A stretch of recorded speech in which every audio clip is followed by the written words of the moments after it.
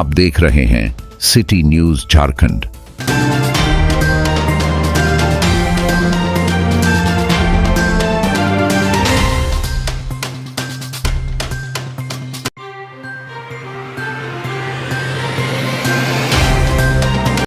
मनिका विधानसभा क्षेत्र से भाजपा प्रत्याशी हरे कृष्ण सिंह ने शुक्रवार को मनिका प्रखंड मुख्यालय सहित अन्य गांव में जनसंपर्क कर अपने पक्ष में मतदान करने की अपील की।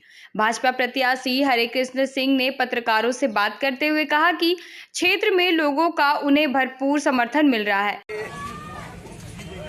मैया समान योजना का मैं स्वागत करता हूं, लेकिन मुझे कुछ प्रश्न करने हैं कि ये जो योजना लाई गई निश्चित तौर पर धोखा देने का ये एक पहल है। अगर इस सरकार में थोड़ी सी भी नैतिकता होती तो इस योजना को आप पिछले 4 साल से लागू कर सकते थे, लेकिन आपने इसको नहीं किया, तो निश्चित तौर पर इसमें एक साजिश की बू आती है। और मैं आप लोग से सवाल करता हूं मीडिया बंधुओं के माध्यम से इस सरकार से कि आज हॉस्पिटल में जो कर्मी है, स्वास्थ्य कर्मी है, उनके वेतन 7 महीने 8 महीने से रुके हुए हैं। शिक्षकों की वेतन नहीं मिल रही है। कॉलेज में जो काम करने वाले लोग हैं 8 महीने से उनके वेतन नहीं मिले। और तो और जब जो वृद्धावस्था पेंशन है जिसको नितांत आवश्यक है सहयोग का, उन्हें भी 5 महीने से वृद्धावस्था पेंशन नहीं मिली। आप समझ सकते हैं कि सरकार की मानसिकता क्या है। वृद्धावस्था पेंशन 5 महीने से लंबित रखा जाना चाहिए। एक तरफ आप सस्ती लोकप्रियता के लिए मैया समान निधि चला रहे हैं और दूसरी तरफ आप वृद्धावस्था पेंशन को 5 महीने से बंद करके रखें। क्या है, गांव के लोग इसको नहीं समझ रहे। आम आवाम सारे वोटर इस विषय को समझ रहे हैं। ये चुनावी जुमला है और ये चुनाव के दृष्टिकोण से जुमला को बेरोजगारी कितना बड़ा मुद्दा है आपके लिए? बेरोजगारी ही बेरोजगारी है, चारों तरफ तो बेरोजगारी कालम है। इस सरकार को आपने देखा कि जब चुनावी दौर आया तो उन्होंने घोषणाओं का बौछार कर दिया। युवाओं के लिए नौकरी देंगे, युवाओं के लिए हम वेतन भत्ता देंगे, लेकिन आज कहाँ सभी लोग रोड पर चल रहे हैं। और तो और यहाँ के जो सरकार है, हेमंत सोरेन की जो सरकार रही, वो यहाँ के नौकरी को बेचने का काम किया। हमारे जो योग्य युवक थे जिनके पास क्षमता था वो पूरी तैयारी करते रहे, लेकिन उससे पहले पता चला कि नौकरियों को बेच दिया गया, प्रश्न पत्र लीक कर दिए गए, उसका कोई महत्व नहीं रहा। तो युवाओं के साथ तो सरासर छल है, धोखा है। कि सरकार ने युवाओं के साथ क्रूर मजाक किया है। अब जानते हैं कि युवाओं का दर्द कितना होता है, एक बेरोजगारी उनके साथ होती है। अच्छा, ये जनसंपर्क अभियान में निकले हुए लोगों का कैसा समर्थन मिल रहा है? देखिए, मैं तो कई क्षेत्रों में पूरे मनिका विधानसभा क्षेत्र में अपना दौरा लगातार कर रहा हूं। और आज मैं मनिका प्रखंड के आज मैं दीपावली के शुभकामना भी दे रहा हूं, प्रसाद भी खा रहा हूं घर में जाकर। आप देख रहे हो कि जन सलाह भारतीय जनता पार्टी के पक्ष में खड़ी है और इस निरंकुश सरकार जो मतलब धोखे की सरकार है उसको उखाड़ फेंकने के लिए जनता दृढ़ संकल्प होकर आगे बढ़े। क्या इस बार भाजपा की सरकार बनेगी क्या स्टेट? 110% भारतीय जनता पार्टी की सरकार बनेगी और आम आवाम को विश्वास हो चुका है कि हमारा समाधान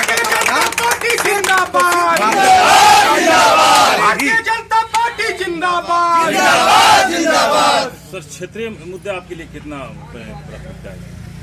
देखिए, क्षेत्रीय मुद्दे तो मैंने कहा, मैं अपने अथी में भी प्रस्ताव में भी लिखा हूं कि यदि मैं यहाँ से विधायक बनता हूं, हमारी सरकार बनती है, तो मुझे यहाँ का जो सबसे चर्चित मुद्दा है जमीन का जो सर्वे है, वो जटिल समस्या है।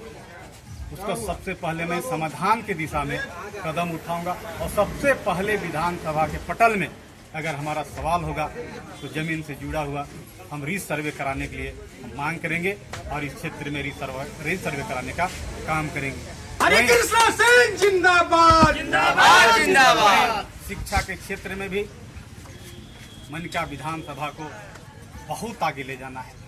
अभी मैंने मनिका में डिग्री कॉलेज खुलाने का काम किया और आज मुझे इस बात की खुशी होती है कि ऐसे हमारे बच्चे जिनके माता पिता ईटा पाथते हैं, मजदूरी करते हैं, चौका कोड़ते हैं, उनके बच्चे आज बीए की पढ़ाई कर रहे हैं। ये हमारे लिए बड़ी गौरव की विषय है और ये जनता जानती है कि शिक्षा सबसे बड़ा पूंजी है, शिक्षा सबसे बड़ा हथियार है।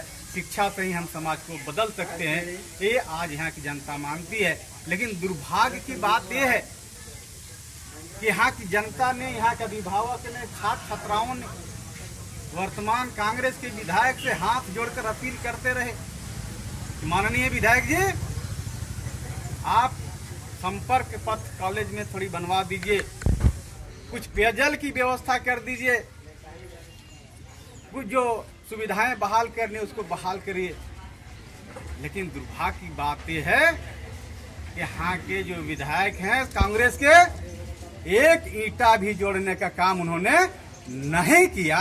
तो निश्चित तौर पर यहाँ के अभिभावकगण और छात्र छात्राओं में एक उदासी का माहौल है कि आखिर हमारे जनप्रतिनिधि शिक्षा के क्षेत्र में इस तरह से अगर शिक्षा को दरकिनार करेंगे, कॉलेज की सुविधाओं को दरकिनार करेंगे, तो हम कैसे आगे बढ़ सकते हैं? ये बहुत बड़ा प्रश्न है। कांग्रेस विधायक बोलते हैं कि 10 साल में जो काम नहीं हुआ है वो 5 साल में कर दिए हैं और इतना लकीर खींच दी है पूरा विकास से, क्या कहेंगे? मैं तो उनसे पूछना चाहता हूं आपके माध्यम से, कुछ लिस्ट अगर है तो बताएं आखिर उन्होंने क्या क्या किया। छोटी सी मैं तो कॉलेज की बात किया, आपने 200 फीट भी कॉलेज परिसर में आपने सड़क बनवाने का नहीं काम किया। आप कौन सा उदाहरण प्रस्तुत करें कि मैंने विकास काम किया? और मैं उनसे पूछना चाहता, जो गारू में कोयल नदी में पुल है जो करवाई को जोड़ता है, हमने उस पुल को शुरू करवाया और आज ज्यों का त्यों बना हुआ। आप उस दिशा में एक कदम भी आगे नहीं बढ़े, क्या उस पुल की जरूरत नहीं थी? दोरामी में जो मंगरा पंचायत का है, दोरामी वासियों का क्या दोष है? वहाँ मैंने एजुकेशन को बढ़ाने के लिए, शिक्षा को बढ़ाने के लिए मॉडल स्कूल का निर्माण का शुरू कराया। वो स्कूल 2 तल्ले तक गया, लेकिन सरकार बदली, उस समय से वो स्कूल वहीं का वहीं रह गया। आज जब जाकर देखेंगे तो वहाँ CR हुआ कर रहा है।